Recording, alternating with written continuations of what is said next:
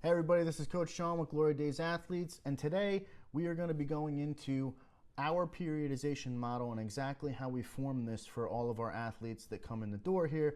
And we're really going to be getting into the nuts and bolts of exactly how we do this and why we do this. And I just want you to understand that periodization is simply just training with intent at the end of the day. So I'm going to go over the model and how we progress athletes through this model, and it's going to be based on long-term longevity and success instead of short-term wins, and hopefully you learn a lot. Let's get into it. So for anybody that's wondering, well, what exactly is periodization and how does this apply to my training? At the end of the day, it's really just a strategy for how we're going to develop an athlete based on several different factors, based on their age, based on their experience level, based on their biological development, and based on how they're moving along with what we like to refer to as core lifts. So this is actually a concept that originated from a Russian physiologist, Lou Medvedev, after the 1956 Olympic Games. Him and Todd Lompa, I believe the name is. So this is a concept that actually started back then. And there's several different kinds of periodization. There's what's referred to as linear periodization, okay, which in its simplest form is basically just, if we were going to take a 12-week period, linear periodization would be if I have an athlete for 12 weeks, for example, and linear periodization would be if I have a 3-week block where they're doing 3 sets of 12, which is a more hypertrophy-focused style of lifting, and then 3 weeks where we're doing 3 sets of 8, which is more of a strength adaptation. And then the following 3 weeks, we're focusing on pure power, which would maybe be something like around 3 sets of 5 or something like that. And then the final 3 weeks where you're looking to peak that athlete by doing some form of contrast training, which, the set and rep schemes can play a little bit. You can play around a little bit with that. That's actually not what we do here. Typically, we might do that with like a youth athlete just because it gets them into the habit of understanding that we are training with a purpose and training with intent. And then there's also the undulating method or undulation method, which is basically where, let's just say you have a 12-week cycle that you're going to be training an athlete, where you could work on several attributes every week. So you can have a weekly undulating method where 1 week is hypertrophy focused, 1 week is strength focused, 1 week is change of direction focused. Us personally, when we use the undulation method here, I'm a big fan of simultaneously developing several traits within an athlete. So I might have a day that's dedicated to strength and hypertrophy, where I have another day that's more focused on speed and change of direction, and then I have another day that's maybe focused more on endurance, for example. So basically, we have this model of how we actually intend to train this athlete based on the amount of time that we're going to be working with the athlete. And all of these things are very important because within this method of linear periodization or in undulating periodization, we have different cycles that we're working on. So for example, I would have a macro cycle. If I'm working with an athlete for a full year, in a macro cycle, I might be developing this athlete and say, by 12 months working with this athlete, we should be at these points with strength, speed, with power output, and with endurance, for example. So where if I'm working with an athlete within that macro cycle, if I'm working with them for 12 weeks, we might be dedicating a full meso cycle or 12 weeks where we're maybe have a higher emphasis on something like strength and hypertrophy, for example, okay? And then something like a microcycle, which is something that's like 4 to 6 weeks, which obviously is going to be within mesocycles, within your macro cycle. Maybe you need to adjust training because you have an athlete that is preparing for a camp, or maybe they're preparing for an all-star game, or maybe they are preparing for a combine, for example. So at the end of the day, what I like to do and what I'm a big proponent of, especially in youth athletes, is developing their general athleticism and making sure that you're improving their speed, strength, agility, endurance, and explosiveness all simultaneously, because that's truthfully the best thing that you could do for them, because especially as a youth athlete, you don't even know what sport they're going to be playing long term. If I'm working with a 10-year-old kid, they might be playing basketball now, and by the time they get to high school, they want to play football.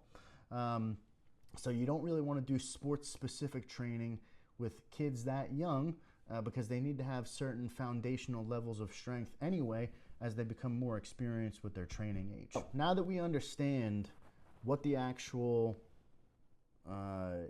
periodization models are and how those things get modeled, and understanding that we have macro, meso, and micro cycles of how we plan on developing those athletes, okay? I like to implement what I like to call and refer to as sports attributes, okay? So within someone's sport, okay, or as a trainer, as your strength and conditioning coach, as your sports performance coach, there's only so many levers that I could pull on that's going to help develop you athletically. So for example, you're going to be able to develop somebody's endurance, their strength, their explosiveness, their speed, or their change of direction. Those are really the levers that I could pull on that's going to help somebody improve their athleticism and make them more competitive in their sport. Okay, so everyone, if you've been following my content for a while, you know that I'm a big proponent, and I use something like the force velocity curve to understand, what adaptation are we looking to get out of these athletes. So for example, with a power athlete like a weightlifter or a power lifter, there's obviously going to be a much higher emphasis on strength, hypertrophy, absolute strength and power, okay? Where if I'm dealing with somebody that's, like a speed strength or strength speed athlete, such as like a running back or a linebacker or a rugby athlete, you're going to be dealing with explosiveness and strength and speed. If I'm dealing with, somebody like a combat athlete, okay, they need to be explosive, they need to be strong, but they also need a lot of endurance for their sport. And then you deal with, other sports, where obviously strength is always going to be important, but, for something like that requires speed, change of direction, and endurance, like your lacrosse guys, soccer guys, swimming, field hockey, things like that. And then you have your speed athletes, which might be like a sprinter, and then you have just athletes that require lots of endurance, like marathon runners and cyclists, things like that. So this kind of gives you an idea, based on the attributes that we can use to develop an athlete, and how we apply those attributes to the different sports based on the type of athlete that they are, and really what they need to develop and how they need to develop physically for that sport. Okay, so now we know that these are the different types of periodization that we can do. We know that we have our macro, meso, and micro cycles. We understand the sports attributes, and then based on that athlete, their sport, and their position, we know what attributes we're going to bake into the training as we develop them, and we want them to develop certain traits and work on certain traits. Now we need to worry about and focus on, what type of movements is this athlete going to do?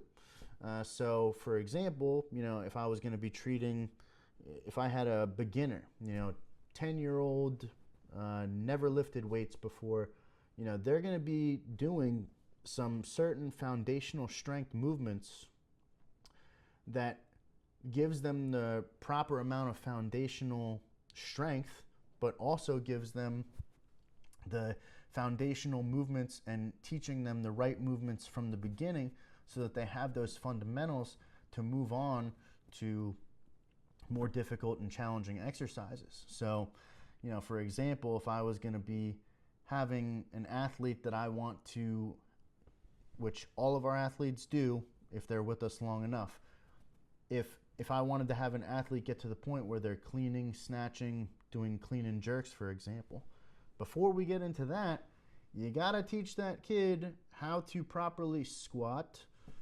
They're gonna have to have certain levels of strength for their squat, their push press, their bench press, their overhead squat, and they're gonna have, and we also pair these things with many different accessory exercises that gives them a certain foundational level of strength and teaches them good movement with these foundational movements before we move on to more intermediate styles of training and styles of exercises. So very important to understand that, because how we teach a beginner and the types of movements that they do when they're starting with the foundational movement to an intermediate to a then advanced and then to a professional level, those are all going to be much different styles of training. So basically you have these periodization models, you have these sports attributes, you have the attributes that you're looking to bring out of this athlete, and then you have different levels of experience, and within those levels of experience you then are basically have an adjusted training model based on that level of experience. So we here have certain levels of strength that every athlete needs to hit before they could move on to from a beginner to an intermediate to an advanced and then to a professional level, using what I like to call our core lifts. So we measure every single person's back squat, front squat, single leg squat, push press, bench press, clean, deadlift, and snatch. Okay, these are all lifts that require that you get to certain levels of strength before we start to implement other things. And at the end of the day, whether we're dealing with a beginner athlete or if we're dealing with a professional athlete, at the end of the day, this is the system, and the process, no matter what, is going to be the same, whether it's with a beginner or a professional athlete. There's just going to be nuances and tweaks that are changed from this person to that person based on their levels of strength, experience level, biological development, and how they're moving along. I mean, I've seen kids that are 13 years old that are already at advanced strength levels, in some of the core lifts. Now, you can't move on to actually being advanced until you're at certain levels of strength across all of those 8 core lifts that I just mentioned. Okay, so then outside of all of that, so now we have the periodization model. We have macro, meso, and micro cycles. We have our sports attributes. Okay, then we have our levels of experience. Now we have to factor in, well, what season is this athlete in? Okay, because how we treat an athlete that is going to be in their off season versus in season versus preseason versus postseason are all very different things. So this kind of walks you through and gives you an idea of all of the different pathways that we take that gives us these different levers of how we're making adjustments to the program to improve these athletes and make sure that they are getting developed for longevity. Okay, so this just gives you a really kind of in-depth glimpse of the logic that we go through as we're developing an athlete. So, I mean, this is a very helpful tool. It gives us a process and a system to go by, and it lets us basically just, have a proven process that we get to tweak within these models. We can make tweaks and improve these things, as we go along. I mean, these things are not set in stone. I've made plenty of adjustments to our programs, and we're going to continue to do that, because there's no reason not to. And, as much as I want to see an athlete improve, I always improve these systems and processes at the same time. So if you guys have any questions, drop it in the comments. If you wanted us to give you an idea of what a periodization model would look like or a custom training plan would look like for you, you could reach out and we'll spend as much time with you as you need. So hope you guys enjoyed this, and I'll talk to you soon. Peace.